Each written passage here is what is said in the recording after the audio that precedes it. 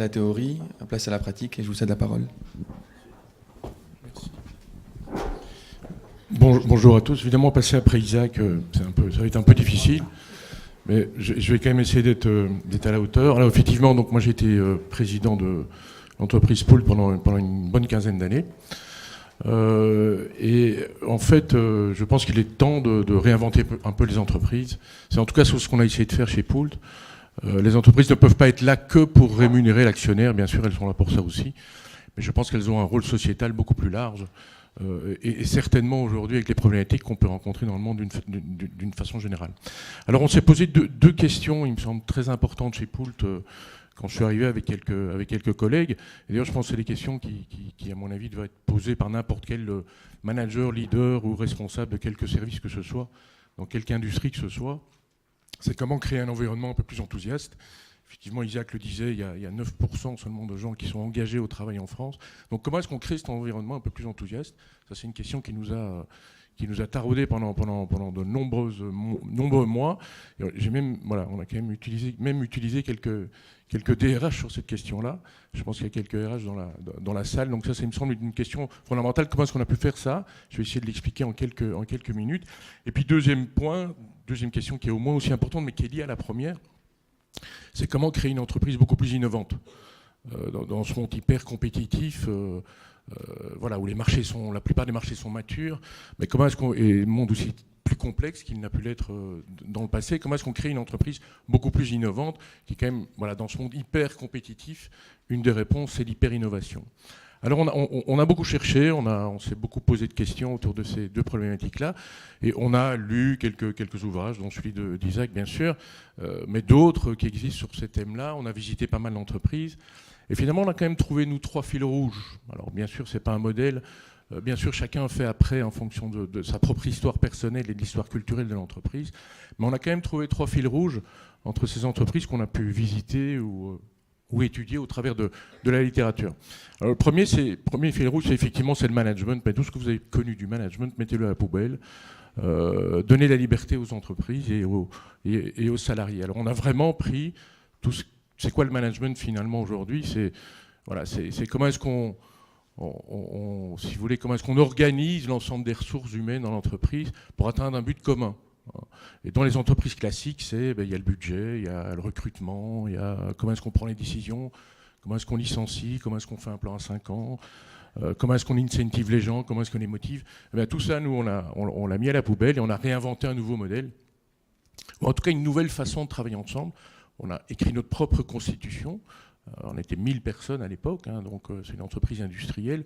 Donc on a réécrit tout ça ensemble et on a mis l'essentiel du management classique à la poubelle, qui, faut-il le rappeler, a été inventé à la fin du 19e et écrit par des gens qui sont nés au milieu du 19e siècle. Donc vous voyez que ça fait quand même un petit temps.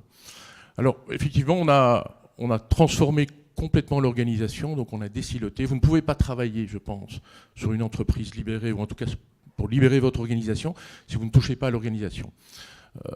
On ne peut pas simplement dire on va changer les comportements, on va changer la culture, il faut profondément changer l'organisation. Donc ça c'est une des premières choses qu'on a faites, et là aussi on l'a fait ensemble, on l'a fait avec l'ensemble des salariés.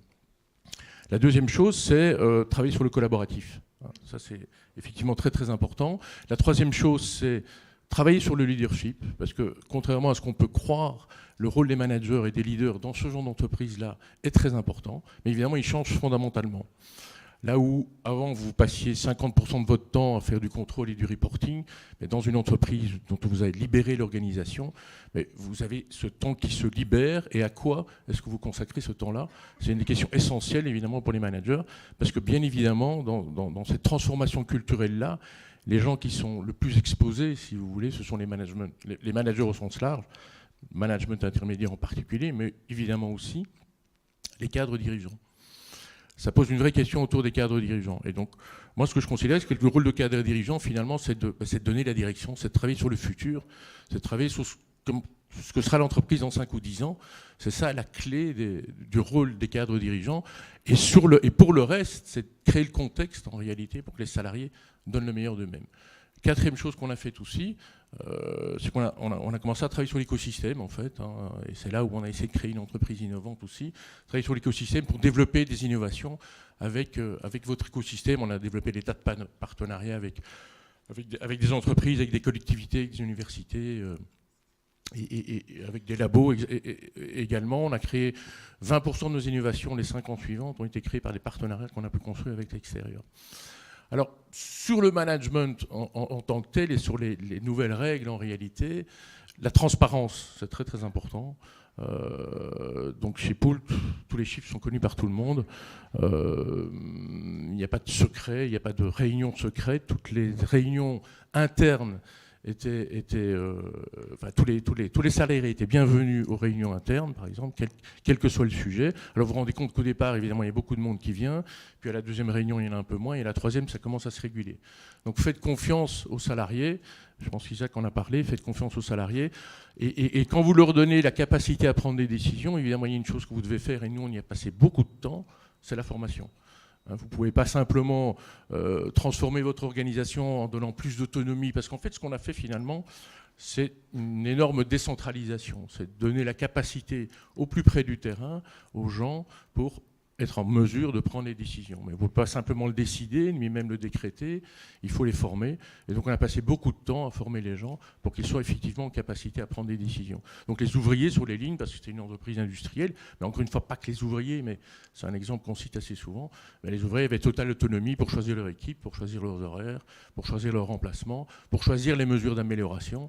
Et vous vous rendez compte qu'ils savent très bien faire ça, puisqu'effectivement, dans l'immense majorité des cas, ils connaissent ce métier bien mieux que vous. Et en réalité, ils sont capables de prendre des décisions, effectivement, bien plus rapidement que vous. Et quand ils ont des doutes, ils font comme tout le monde. Quand vous avez un doute sur une décision, vous allez voir quelqu'un qui va vous aider. Et les ouvriers au plus près du terrain font exactement la même chose. On a supprimé le management par les objectifs. Vous savez, il faut sortir de cette vue mécaniste de l'entreprise, où en réalité, vous avez le patron ou le chef de service qui construit des indicateurs, qui donne des objectifs, et puis qui donne évidemment des bonus à la fin, et qui de temps en temps va vérifier si les mesures sont bien prises. Et à la fin, vous avez cet entretien, ce fameux entretien annuel, où effectivement, c'est un peu comme à l'école, et on vous dit, vous avez bien fait, vous n'avez pas bien fait, et puis vous n'avez pas un bonus. Et ce que vous constatez, dans la plupart des cas, c'est qu'en réalité, ou bien le salarié il est satisfait, il trouve ça tout à fait normal qu'il ait un bonus parce qu'il a bien travaillé, ou bien il n'est pas content. Et donc finalement, il sort de cet entretien assez frustré d'une façon générale. Donc sortir de cette vue mécaniste de l'entreprise, si ça marchait, ça se saurait. Si ça marchait, ça se saurait. Dans cet environnement hyper concurrentiel, où est-ce qu'on fait la différence finalement? Nous, notre conviction, il y a aussi, alors c'est pour ça que c'est aussi une philosophie, il y a une vraie conviction, c'est que ça passe à travers la façon dont vous traitez vos salariés et la façon dont ils collaborent ensemble. Parce que c'est ça l'avantage concurrentiel ultime. Vous savez, dans la biscuiterie, mais ça doit être comme ça dans beaucoup de vos métiers, j'imagine. Nos concurrents, ils avaient les mêmes machines, les mêmes fournisseurs, les mêmes ingrédients, les mêmes consultants souvent qui vous disent ce que font les meilleurs.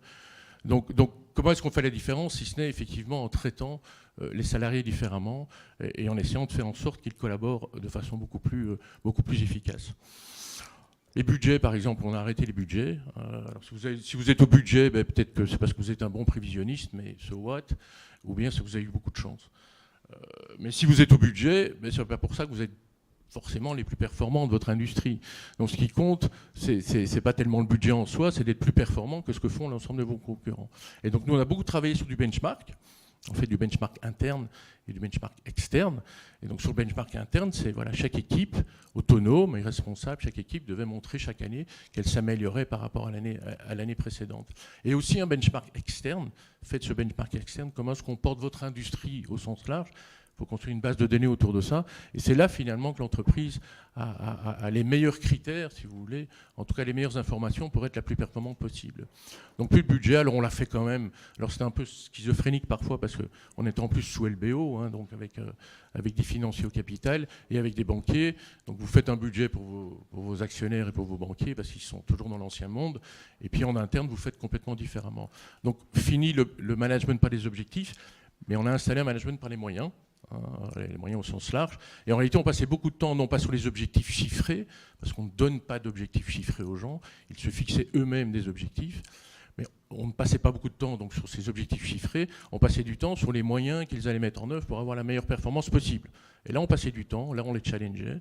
Et après, le résultat de ces moyens-là, est-ce que ça allait faire du plus 5, du plus 10, du plus 15 ? C'est pas le problème.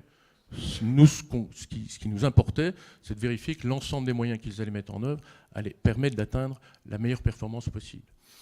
Fini les plans à 3 ans, à 4 ans, à 5 ans. Moi, je suis un ancien financier, j'ai travaillé dans le private equity pendant des années, j'ai dû faire 250 plans à 5 ans, et j'ose pas aller revoir maintenant dans les tiroirs. Ce qui est certain, en tout cas, c'est qu'ils n'ont évidemment aucun de ceux-là n'a été atteint. Vous savez, souvent, quand on fait des plans, c'est forcément de plus 3, plus de plus 5, plus de plus 10. Voilà, j'ai jamais vu un plan avec du moins 8, du moins 5 et puis du plus 15. Alors qu'en réalité, la vie, c'est comme ça que ça se passe. La vie des entreprises, c'est comme la vie tout court, il y a des hauts et des bas, et il faut traverser ces périodes difficiles aussi. Par contre, on travaille sur les scénarios, donc ça c'est important, c'est qu'est-ce qui peut impacter notre industrie dans les 5 ou 10 ans qui viennent. Et on se faisait aider d'ailleurs par des personnes extérieures pour réfléchir à ces questions-là. Donc nous, on avait une question, par exemple, sur laquelle on a pu travailler, et c'est bien plus intéressant, me semble-t-il, que de travailler sur quel biscuit j'allais vendre dans quel territoire dans 5 ans, mais j'en sais rien. Ce qui est très important pour les entreprises aujourd'hui, beaucoup plus que d'avoir la bonne stratégie, c'est d'être agile. Parce que votre environnement, il change en permanence. Et comment est-ce qu'on a organisé l'agilité chez Poult ? De 2 façons, en fait. En décentralisant, donc en donnant la capacité aux gens au plus près du terrain de prendre les décisions. C'est comme ça que vous devenez agile. Et la deuxième chose, et ça c'est très important, et je reviens au rôle des cadres ou des cadres dirigeants, c'est de détecter les signaux faibles qui sont sur votre marché. Dans une entreprise d'une taille de celle de Poult, donc à peu près 1000 personnes, en général dans une entreprise classique, il y a 3-4 personnes qui se baladent un peu à l'extérieur. C'est le patron évidemment, peut-être le numéro 2, le numéro 3, et puis au-delà de ça, ça va pas beaucoup plus loin que ça. Dans une entreprise, quand vous l'avez décentralisée, et que vous avez donc confié toute une série de décisions au plus près du terrain, mais ça libère du temps pour les cadres intermédiaires et pour les cadres dirigeants, et ceux-là passent du temps à l'extérieur et viennent nourrir ensuite l'intérieur. Évidemment, ce n'est pas question d'aller se balader pour aller se balader, mais aller se balader, effectivement aller à l'extérieur, détecter des signaux faibles sur votre marché et ramener tout ça pour nourrir l'intérieur et pour réfléchir à ce que sera l'entreprise dans 5 ou 10 ans. Donc ça, c'est un rôle très très important des cadres dirigeants, et je pense qu'à peu près les cadres dirigeants chez Poult, ils passaient entre 30 et 40% de leur temps à l'extérieur. Mais ça nous a permis de développer des innovations, de développer des partenariats et de réinventer l'entreprise en fait de façon assez importante. Donc voilà, rapidement, mais je pense qu'on en reparlera après dans les ateliers. Donc un bouleversement complet en fait du management. Un deuxième fil rouge, je reviens quand même à mon raisonnement de départ, un deuxième fil rouge rapidement qu'on a pu voir chez ces entreprises, et toutes ces entreprises, mais ça a été dit dans le reportage d'Isaac, c'est ça qui est intéressant, c'est qu'elles ont été rentables dans la durée, et elles ont fait de la croissance et de l'innovation dans la durée. Comment se fait-il que des entreprises sur 10 ou 15 ou 20 ans sont capables de faire de l'innovation, de faire de la croissance et de rendre les gens heureux à leur travail? C'est quand même une vraie question. D'ailleurs, ça existe dans le monde privé comme ça existe dans le sport. On s'est intéressé, vous savez qu'on est dans la région de Toulouse, on s'est intéressé par exemple au succès du Stade Toulousain qui a été 17 fois, enfin je sais plus, 13 ou 14 fois champion de France sur 20 ans, mais quand vous avez une performance comme ça sur 20 ans, il y a quelque chose de particulier, et c'est pas l'affaire d'un seul homme, et c'est l'affaire d'une culture. Donc on s'est beaucoup intéressé aussi au domaine du sport. Donc deuxième fil rouge important, c'est de faire en sorte que l'ensemble de vos salariés soient des acteurs de l'innovation. L'innovation, c'est souvent la R&D, le marketing, et c'est souvent techno.